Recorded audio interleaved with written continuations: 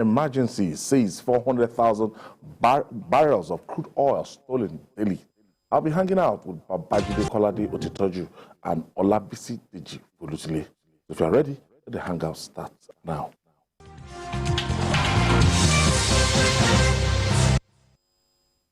Thank you for staying with us. Let's begin by felicitating with the Deputy Governor of Kogi State, Edward David Onoja, who is a year older today. A graduate of geology and mining from University of Jos, Onoja garnered 20 years work experience spanning banking, oil and gas, entrepreneurship, and politics. In 2016, he became the Chief of Staff to Governor Yaya Bello before becoming the Deputy Governor in 2019. So we say a very big happy birthday to Deputy Governor Edward Onoja. Edward Onoja, the former Chief of Staff to Governor Yaya Bello, now the Deputy Governor to Governor Yaya Bello. Yes. Well, it's done well. It's all right. And I'm sure that it's one of those who will be considered for higher positions in that state in the coming years because of the role that he has played in his capacity as Chief of Staff and then as Deputy Governor to the Governor. Remember, he led the campaign for the Governor, and the Governor won the election. So he's done well. For himself. Speaks well. He also understands different languages.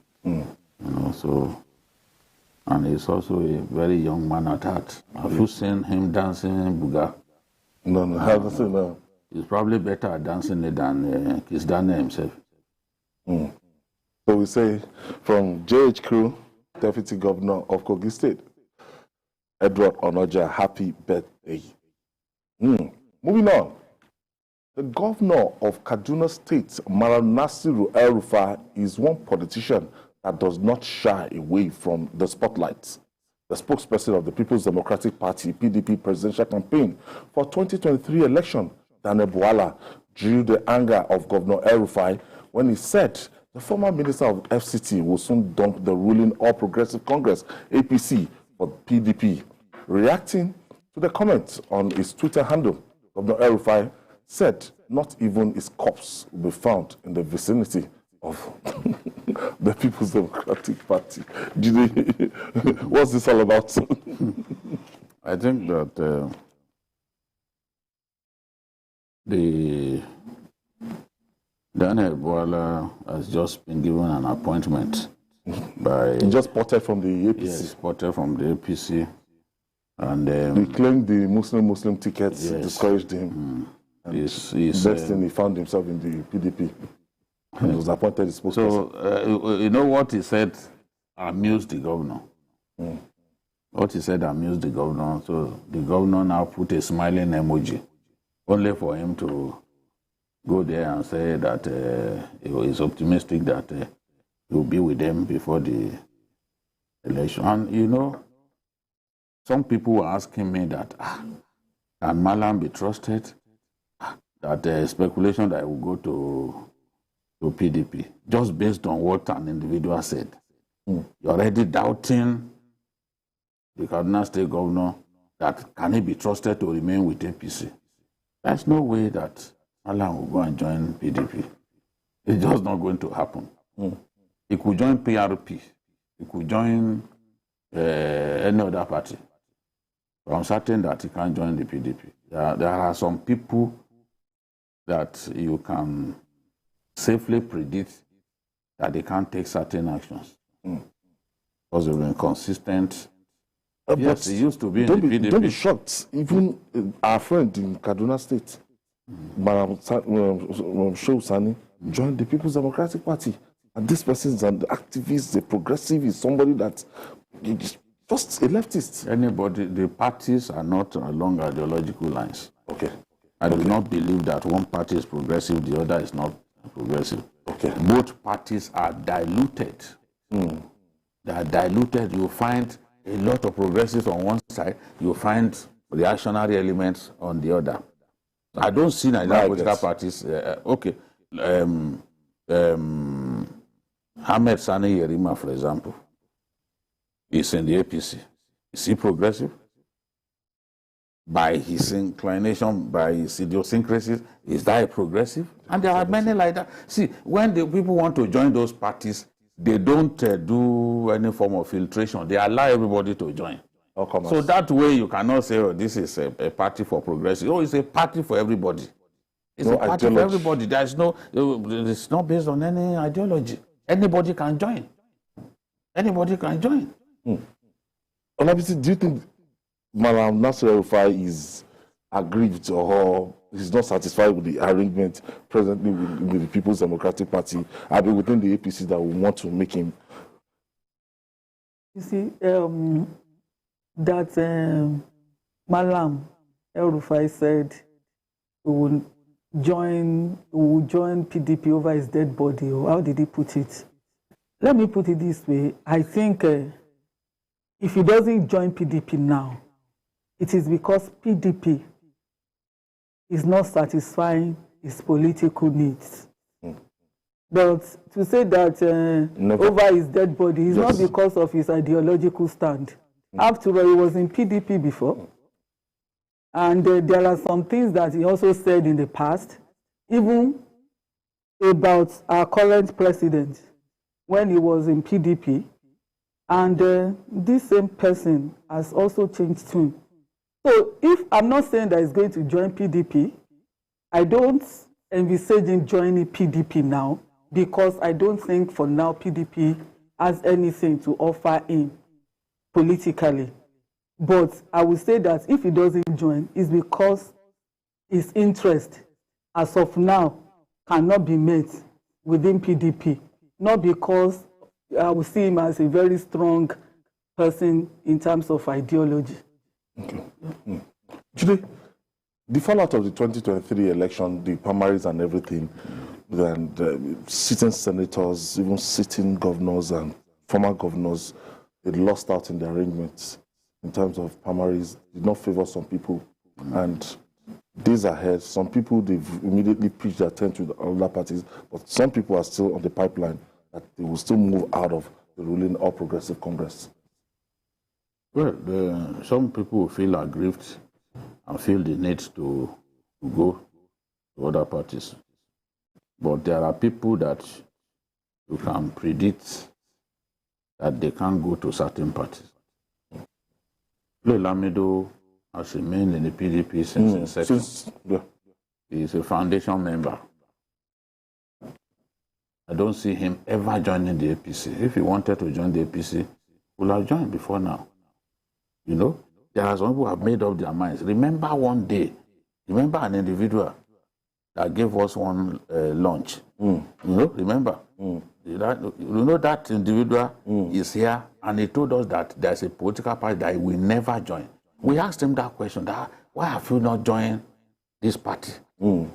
Yes. The reason he told us, I will not say it here, but there are people like that who will look at a party, look at the people who are there, and tell themselves that no, they won't find me in this company.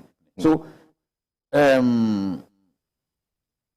El-Rufai had been in the PDP before APC was created. He now sees APC as much better than the PDP because in every way. He moved to the CPC. Now, he cannot see himself going back. Daniel Bwala was just joking. But Nigerians take every joke seriously these days. Because I'm telling you that people came to ask me that, is Malam bitter about the fact that he was not chosen as a vice presidential candidate? Did he tell you that he wanted to be vice presidential candidate? You know? He made just the same way that, before the primary, some of them say, Malam is Amechi's friend, though. Despite Asiwaju went there, Amechi went after Asiwaju, and it's clear now that they are going to... Aduna is going to delegate. Yes. You and I know what happened in the end. There are some people, when they give you the award, you can stand by them. I'm not saying he's a saint. Everyone knows that I've criticized him so many times when he needed to be criticized. But I believe him when he says that he cannot go to the PDP. And I just believe that Buhari was just joking, was just playing on social media, catching cruise. Now Nigerians took that seriously. This is not someone that will join. You need to even ask some of his aides. You see the way they will laugh at this kind of suggestion. You know, it's just like, you know, we argued here when it was suggested that Abaribe will go to APC. I said Abaribe can't go to APC. The national chairman of APC appealed to him to come to APC. I said Abaribe was telling Mayor, that was where he sat. I said Abaribe will not go to APC. Has he joined APC now? Despite what he went through in the PDP, he prepared to go to Abga. There are some people like that. If there's no other party to join, there are some parties that you will never find them. No. They would rather go to small parties instead of going to one of those major parties when they are aggrieved. Okay, moving on now.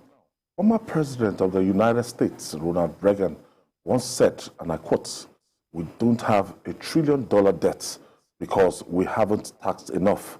We have $1 trillion debt because we spent too much." Could this be the lot of Nigeria as the debt profile of the country continues to rise? This has pushed Nigeria up to World Bank's top 10 International Development Association IDA borrowers list. According to the World Bank fiscal year 2022 audited financial statement, Nigeria is now rated 4th position on the list with $13 billion debt stock as at 30th of June 2022 from 5th and $11.7 billion debt stock in June 2021. BC, things are not looking up financially. It's serious. And let me also mention that this is apart from another $480 million that Nigeria is owing the World Bank for infrastructure and construction activities. Now, this is a very serious issue. And the unfortunate thing in this report is the fact that Nigeria moved from the 4th position in 2021 to the 5th position in 2022, meaning that we borrowed about $1.3 billion in one fiscal year. $1.3 billion, because we were at 11 point something in 2021 and now at 13 billion. And when you look at other countries on that list, India, for example, is the number 1 on the list. But we can see from the analysis in that report that despite being number 1, India still managed to cut down on its debts. It actually reduced its debts from about 22 billion in 2021 to, I think, 19.7 in 2022, which means that some countries are making efforts to cut down on their debt profile. But in the case of Nigeria, we are piling up our own debts. And if we look at it, that this is just the World Bank alone, there are other places, there are other financial institutions where there is China. We have China. So it's a serious problem. And when the finance minister says things like we are still good at borrowing, that the GDP to the debt, they are still, whichever language, that GDP ratio, that is still okay. But how much are we spending to service our debts? She told us the other time that Nigeria now borrows to run its economy because our debt is now more than our revenue. So that is a very serious problem. Some people are telling us that we are spending about 70% of our total revenue. No, 90-something percent. to service our debt. Servicing debt. So where are we? It's a very serious problem. I don't know. The turning point for me when we started paying more to service debts than the revenue we were making. Yeah. No, we don't. I don't need any economics to explain that to me. Because showed that what we spent on debt servicing was 300 billion higher than the revenue that we made for that quarter. Simple mathematics. So if your revenue is lower than what you spent on debt servicing, that's bankruptcy. Okay. And that's the same way that Muhammadu Sanusi, the former Emir of Kano, described it, that if you have a company and you are spending more money on interest than the profit that is coming to you, that's bankruptcy. That's his analogy to explain bankruptcy. Yes. We are in dire straits. People send videos to me to show that this is not Nigeria alone. Why not send videos of countries that are in good health to me? You know, you get the point that I'm making. In arguing that, look, there's nothing to worry about, people will send videos to you to show that, oh, some countries of the world also have this problem. I want you to send videos of countries of the world who do not have this problem. That is what I aspire to see. I want my country to be among the best. Don't bring examples of countries that are laggards and tell me that, look, it's not a big deal to be a laggard. I want to be counted among the best. That is my wish. So the way it is, we were talking about this thing. I know that on this program for more than 2 years now, I've been saying that debt to revenue ratio is the ratio that we should take seriously, not debt to GDP. What is our GDP in the real sense of the word? What does it translate to? If you are piling up debt without the capacity to be able to pay, then it becomes a problem. In the end, you are going to borrow money to pay debt. And here is a country that got debt forgiveness the other day, and a president paid off our debt. Now, we have begun to pile up debt. All those who are saying that it's not a big deal to pile up debt, by the time you do not have money for infrastructure, we've been told now that 2023, that what we are supposed to spend on infrastructure is probably gone. That's capital development. It's probably gone. When you spend all your revenue, because even the projection for the next quarter, there is no doubt that we are not going to meet that. All our revenue, we spend it on subsidy. We spend the rest. Now, you spend so much money on subsidy. And NNPC will even come and say, no, we are not remitting anything to Federation account. We have spent all the money on subsidy. So other revenue remitting agencies, they will not be under pressure. Yes. So now, you know, Customs, the big problem is that these revenue generating agencies, more than 60 of them, the revenue they generate is generated in Naira form. These debts that you pay, they are denominated in dollars. So you actually need a lot more Naira. You need a lot more Naira now to service your debt than before. That's why your currency has to be strong. When your currency is weak, it has all kinds of ramifications, all kinds of problems that are tied to it. You need more Naira now to be able to pay those debts. And you must pay. You're obligated to pay. I've said it before that, look, there are consequences for piling up debts. People think that, oh, it's not a big deal. When Atiku complained then that we were spending 90%, some people abused him. They said his mouth was smelling. Today, the facts are staring us, and no one has told us, more than the person who should know, that's the finance minister, that the result of the last quarter showed that we spent more than 300 billion more on debt servicing than we generated during that quarter. Is that not something to be worried about? Because what are the indications that the trend will not continue? What are the indications? A lot of the revenue generating agencies, people are simply stealing money. We have not found a way to stop them from stealing. They vote money to those agencies. What they take, their budget is, you discover that they actually spend more, they don't generate even up to what was given to them by way of the budget, what was appropriated to them. They don't generate. They are just there feeding off the system. So something radical has to happen. We cannot continue like this. The economy has to be better handled. So I wanted to ask, how did we get here? And it's not something that just happened a day. We've seen all the indications, and we're still, people were still telling us that all is well, all is well, all is well, till we got here. I think we deliberately brought ourselves to where we are, and it's just a function of people not knowing what to do.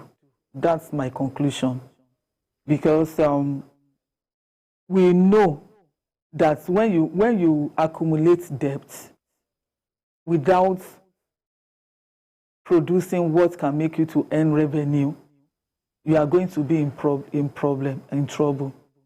And the crude that is our major mainstay, if we are not managing it well, and we even have situations where the crude is even being stolen, you get it? Yeah. So, and nothing is being done to check all the hemorrhage in our financial system. What we will experience is what we are getting now. It's not something that just happened in a day. We've been borrowing to pay salaries long time before now. For years, we've been borrowing to pay salaries. When the governor even alleged at the point in time that we've been printing notes. They said so at that time, but they denied. Apparently, you see, when that Edo governor said that, he spoke recently now to say that he has been vindicated. That when he said that, when we needed money, we just go with print. The former CBN governor, deputy governor, Kingsley Moghalu, confirmed it. So if you do, when you do all those things, they have repercussions. It is not for free that people... We'll be taking money from CBN to pay salaries and all that. They call it ways and means. And the World Bank has been warning that it is not good. So it's not by... when you deliberately go out of the way, you try to manage your own economy the way you like. These are the kind of results we get. And it's unfortunate. We'll take this breather. When we come back, we'll talk more. Please keep your dial locked.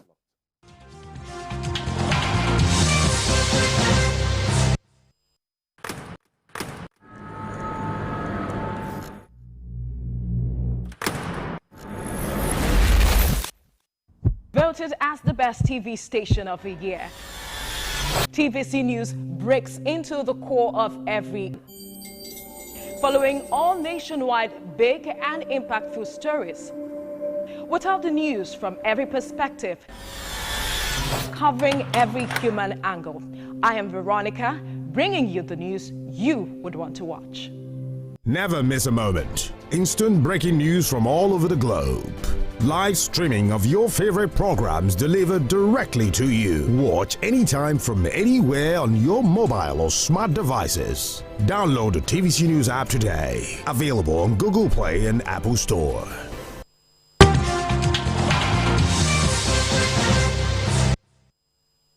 Welcome back. This is Journalist Hangouts.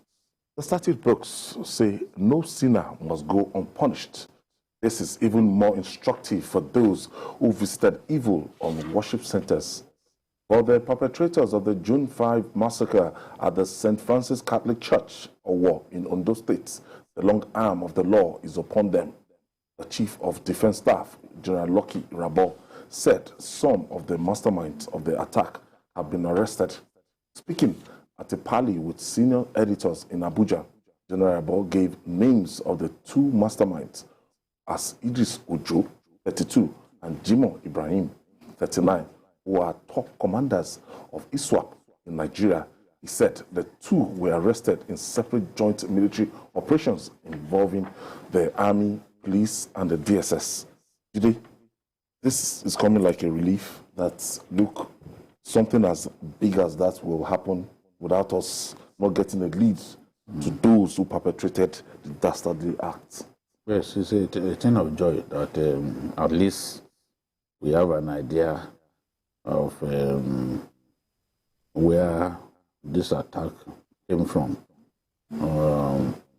It is also a clear indication that ISWAP has spread its tentacles down south beyond what we think. I have never doubted the fact that ISWAP or Boko Haram had cells in Kogi State.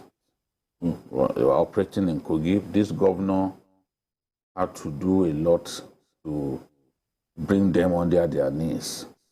In Kogi Central, Boko Haram long had a presence.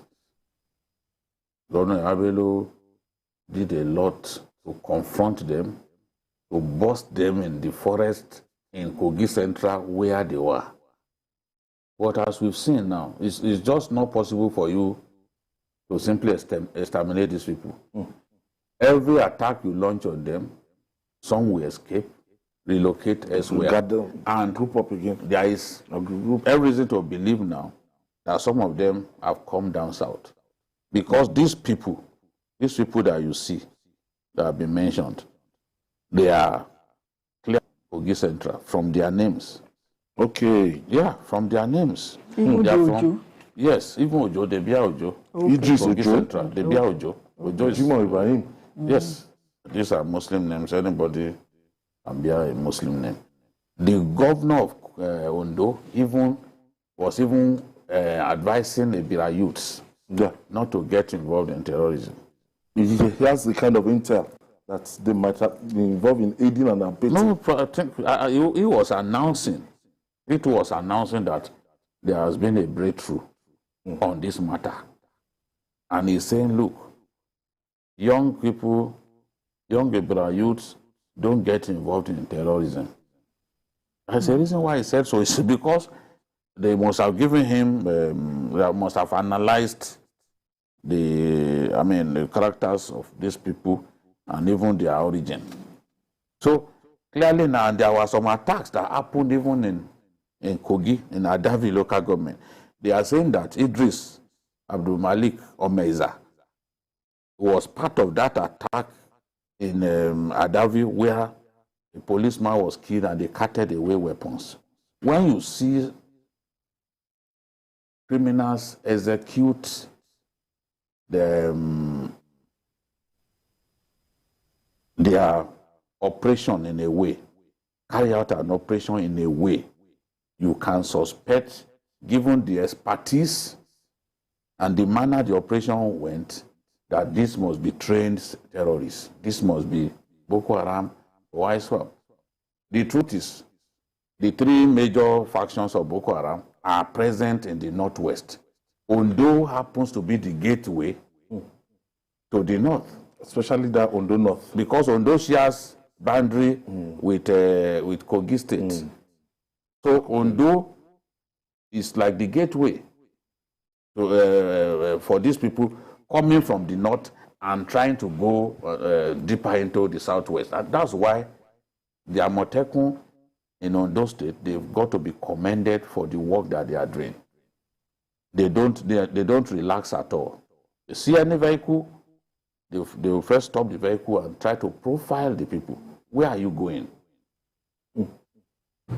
In the end, you will discover whether some of them are actually criminals or not. So I'm happy that we got this news from the Chief of Defense Staff, and the synergy of the armed forces has really helped, because for them to pinpoint the location of some of these guys, there is technology that you have to deploy. Because busy, we were looking helpless when this thing happened, and it was reported in international media and everything. And I felt days will go to weeks, and weeks will go to months, and we won't track them. But I'm happy now. That's yes. I think we are doing well. We are doing well. It's commendable, though people will still expect to see more. They will expect to see more, but on this, I'm sure that there will be more people involved in this particular act. There will be more than 2. No. There will be more than 2. So this must be the 5. So, and now we want to see a public show made of these ones. We want to see a public show made of them, so that at least, even if I know that we don't have any law like hanging or whatever, but something serious must be done, because we can, the way Nigerians are now, they are not likely to feel comfortable if these ones are just detained. Because they know one of them, even one escaped from Kuje. One of these people, these 5 people arrested. They actually escaped from Kuje. So you get Idris Ojo. Escape from you Kuje. get what we are saying now. So we would want a speedy trial. These people are we want a speedy trial, and it's murder for murder now. They killed. They should just be killed. The court to decide that. Yes, and we are just. No, the number of people they killed is just so we want it. No, it was. We want that speedily, really, so that at least let's even have somebody. Let's be fast, like the trial of that school proprietor. Yes, the one that killed that. Said he will sign. They bring the warrant to exactly. So at least let there be a deterrence to others. Let's know that at least these ones we caught them and we actually punish them. I still have a kind of hope that look, we're able to track these people down. Not that they will just disappear. No. It's not as if our military. It's not as if our military is not effective. Yeah. They are also trying. No, the thing is, as I said yesterday, it doesn't mean that efforts are not being made. No. That's why I don't like it when Nigerians give the impression that nothing is being done. I was on social media, somebody was saying that Tucanos are powerless, they are not doing. This is a person who has not gone there. You don't know what's going on there, but you can sit down and say Tucanos. So anytime they want to fly the Tucano, they will mobilize you, they will call you, to come and see who we killed. To say, oh, we want to fly the Tucano. You are far away. You are far away. Assume. It says in the museum. I don't understand. Some of us have been part of air sorties before. We flew with them on operation. For God's sake. Ade is calling us from UK. Hello, how are you today? Thank you for joining us, Ade. My greeting to Dr. Olutile. Thank you. Good evening. Obalola. Really? That's another one. Now. I'm so happy. I want to commend our military. God will bless them. Amen. I'm so happy about this news because that is my place. And for arresting these people, but I want them to show us the faces of these people. So we can call our people that we recognize them because people recognize them. Yes. So they can pinpoint. And my governor has announced today that the house they stay, before they carry this operation, they have arrested the landlord of that house. So it's working. Oh, we have information. These are moving on. God will bless the army. God will bless the police. God will bless Nigeria. Amen. How about you from tomorrow? Wear your bead. See, I have beads on my hands already. We are the red one. So, Jay, it's so unpatriotic for some Nigerians to go on the social media and say just things that they don't know. The house bullshit. And as if Nigeria is, They say America sold inferior Tucano to us. Some of the components that should have been there were not there. Out of hatred, out of bitterness. People ignorance. Our technicians were in the US receiving training for months. The pilots were also there for months. The National Assembly went there even to the place where they were manufacturing the Tucanos. And not only that, they came into our country to help us set up a hangar where they can do this training and all that. Can show the visual where they went. You're saying that they are not doing anything. Okay, and what is responsible for the progress that we are making in the Northeast? We told Nigerians about the limitation of this, flying this to Kano in some territories. People don't know, they are blaming the Americans, but it's still Nigerians. You know, there is this Leahy law. The Leahy law was the reason that Obama refused to sell weapons to us. Yeah, but everybody knows that Trump is somebody who doesn't follow official law. The moment Trump became president, he sent for our president and said, I want to help you to defeat terrorism and I will sell weapons to you. He had to use the Republican Congressional Caucus to appeal to their colleagues to forget about the Leahy law. Once they put the Leahy law aside, because the Leahy law, what it is anchored on, yes, that if they cannot guarantee that you will kill your civilians with it, they don't sell. There are Nigerians who are attacking their country, lying against their country. There were people who told the Americans, you know, they protested against the selling of Tucanos to us, that we are going to use it in the Southeast to keep IPOB people. All kinds of petitions. That was the reason those Americans then said, okay, since you said it's terrorism that you need it for, and our president said, we want to give it to you to defeat terrorism. Terrorism was localized to the Northeast at that time. They then said, okay, don't use it beyond the Northeast. And they are monitoring. Of course, even if they are not here, they know you can't try. If you try it anywhere else, they will know. And our people don't want to take that risk. Once they know, they will stop supplying you spares. The training will stop. At the end of the day, you have an aircraft that is useless to you if you can't replace the spares. So this is the thing. But those who are saying the Tucanos are not doing anything, how come we are making so much progress in the Northeast? When was the last time that Boko Haram attacked an army base? To be in the past, they used to attack army bases anyhow. They will even said the bases are based. Maybe the air component commander will first give you a list of places where they are going, where they want to drop bombs. I don't know what happened that the government and the people, Nigerians, we've lost so much faith in the system. It's lack of trust. It's lack of trust. They don't trust government again. And also to the number, let's face it, the number of people that have been killed in this country in the past few years is huge. So when things like that happen, the expectations of people are very high. And, you know, it's normal for people to just to criticize, and it's also easy to also criticize. It's also easy to condemn, and not a lot of people will really seek understanding or be ready to even understand with the military. Not even forgetting that even the military that we are talking about, they are major victims of this war that we are also talking about. We've lost a lot of them. We've lost a lot of them. And so people won't be, they can't just, if they try to sit down, think about it, they will know that who on earth, life is precious. Nobody wants to die. Everybody wants to protect themselves. So it's not a thing that these people will just hand themselves over and be dying anyhow if they can help the situation. And even the rate of death of even security forces is high. Yeah, so they keep killing police, they keep killing soldiers. So it appears as we have problems in the Northwest. Yeah. I'm confident that in the fullness of time, we will be able to have improvement even in that area. There's improvement in the Northeast. I'm happy to talk about it because I know that's the truth. And very soon I'm going back there again.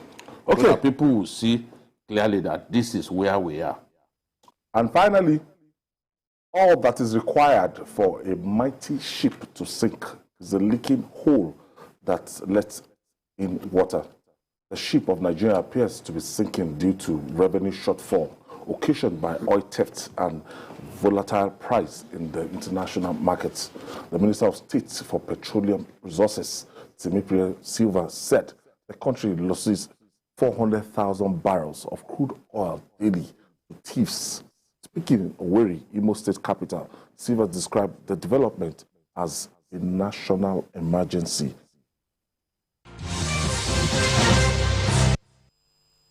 It is a national emergency because crude oil production has dropped significantly, not because of lack of action from our part, but mainly because of theft.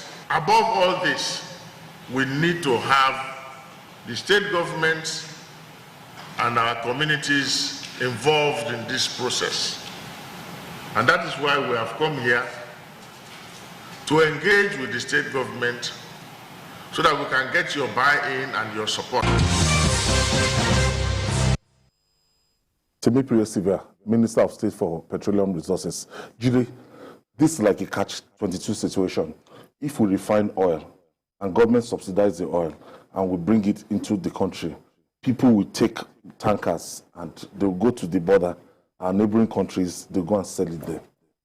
Now, the crude oil, as at that level, unrefined one, people will still make away with it to the international community, and we are recording this kind of shortfall, 400,000 barrels. It's horrendous. This level of theft of our crude oil has never happened in Nigerian history. It has never happened. This level of theft of Nigeria's crude oil. And they must have collaborators. This thing is a big cartel. Yeah. Where do you sell it? 400,000 barrels a day. He's not talking about cumulatively what is stolen in a month. He's talking about what gets stolen in a day. Out of 2 million. That's our quota. We don't meet it. We do not meet the quota. All countries of the world, when they increase their quota, they give the, okay, go and do 2 million barrels per day. They will be excited. We are in OPEC. OPEC is a cartel that is interested in the welfare of member states. How member states will make money is what OPEC is about. Where they are overproducing, OPEC will step in and say, no, let's not produce too much because it will cause prices to crash. And then they will harmonize. Everybody will know what to produce. Give everybody a ration. Now, quota. Yeah, now, what we have, they said Nigeria do 2 million barrels a day. We are doing 1.28. It's not just theft. The minister did not talk about that things. Apart from not maximizing. Apart from theft, foreign oil companies are leaving our country. When they leave, production drops. Companies like ExxonMobil, for example, you know the quantum of production that they do per day. Once they are leaving, production drops. So those shortings occasioned by divestment, closing of their investment in Nigeria, is also one of the reasons we can't meet the quota. It's not just theft alone. Just that the minister harped on the issue of theft. Yes, it's a big problem that within our country, Nigerians are stealing this much from their country. How can a country progress? Sabotage. As much as 400,000 a day. Even if you remember the story that the former Minister of State told us. I told that story here before. That even when they were using the pipelines to move crude, to move refined crude, to move petroleum to the various depots, because it would have been easier for tankers not to all come to Lagos. From Tinkan Island. Everybody's coming to Lagos because they tried it. In fact, according to the minister, they first decided to wrong foot these vandals by putting ordinary water, pouring water in the pipelines. Information got out. They gave the information. Nigerians. They are the ones who will give information to bandits. They are the ones who will give information to Boko Haram. They will give information to pipeline vandals.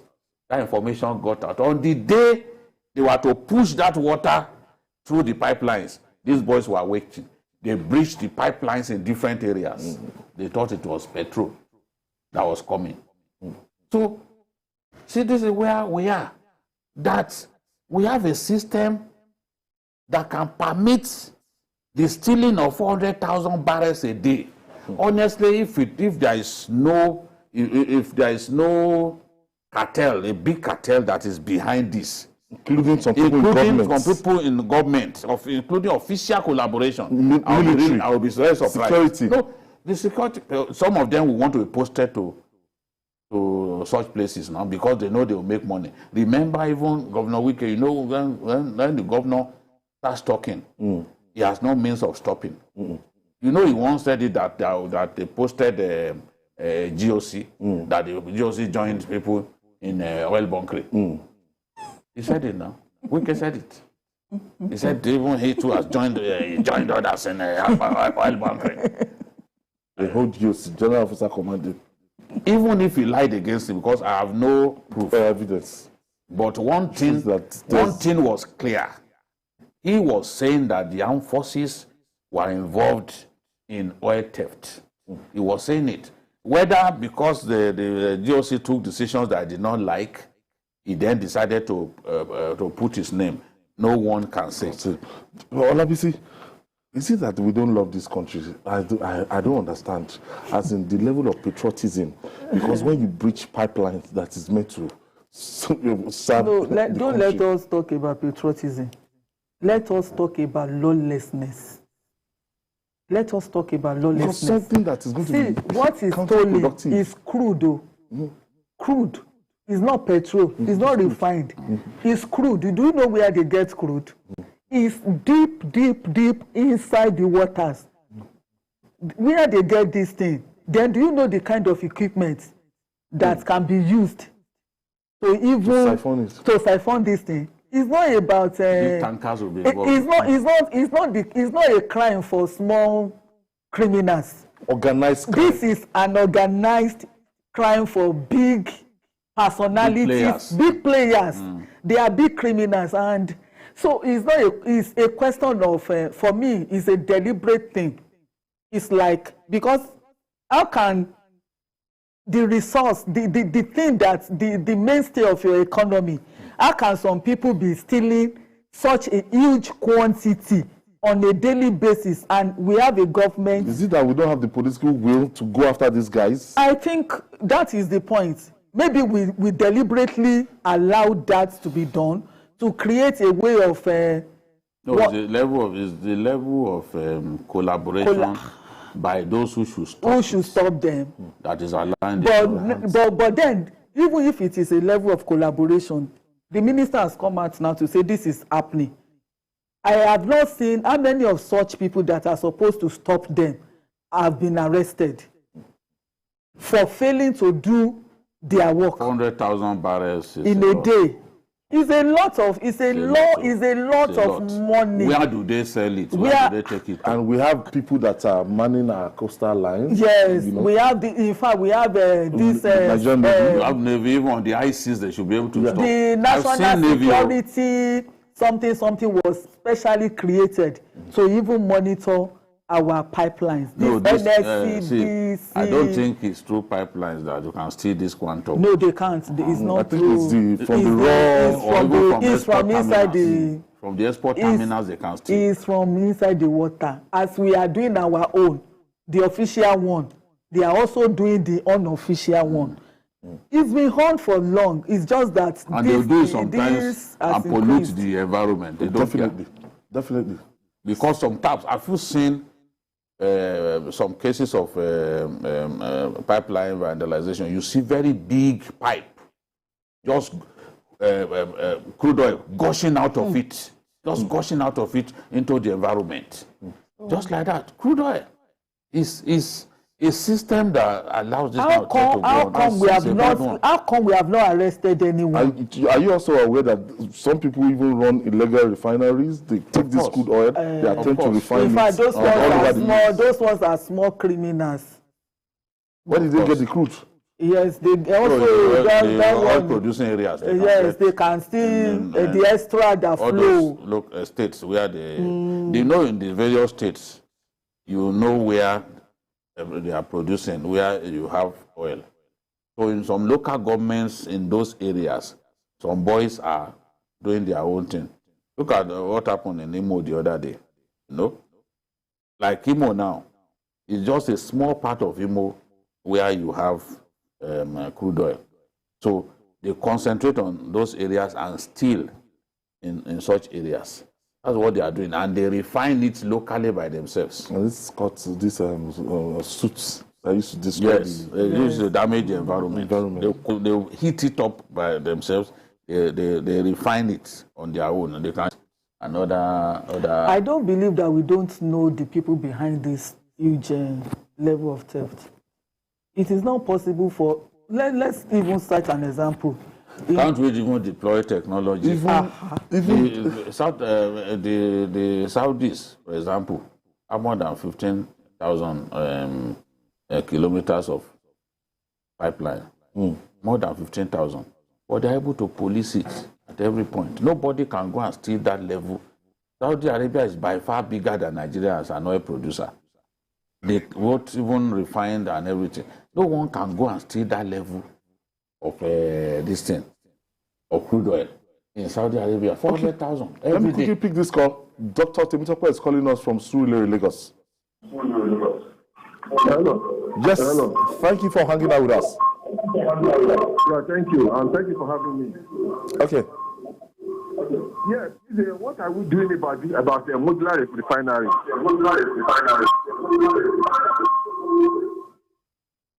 Okay.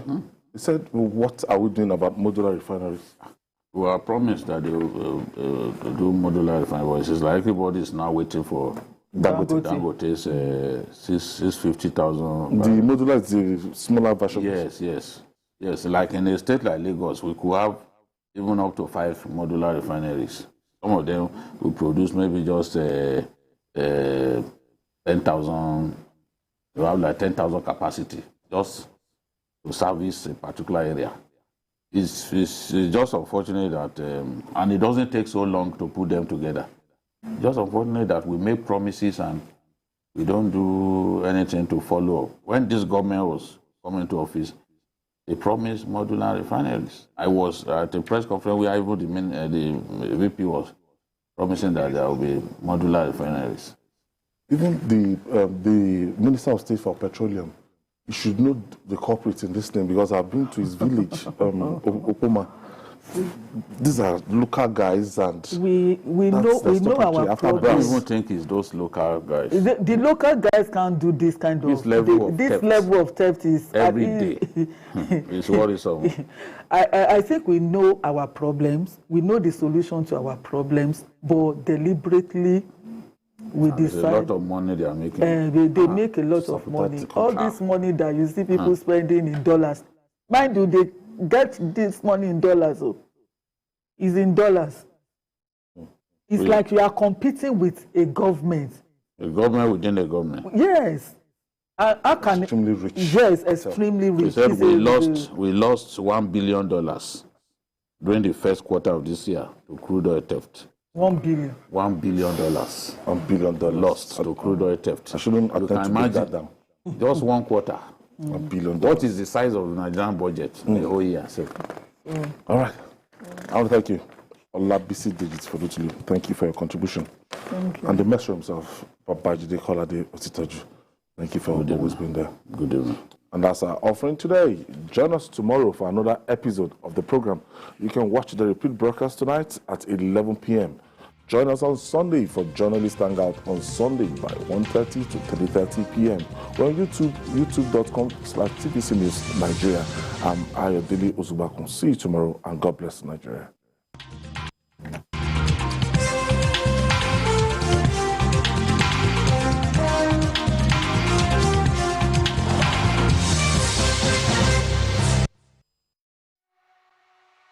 SCT The Praise continues to triumph. For over 40 years and counting, the joy of the Lord is strong. Have you seen the prayer ground? A place for hymns, a place of praise, and so much more. Now you don't want to miss the annual convention of the Redeemed Christian Church of God, starting on the 8th to 13th of August 2022. The theme is Perfect Jubilee.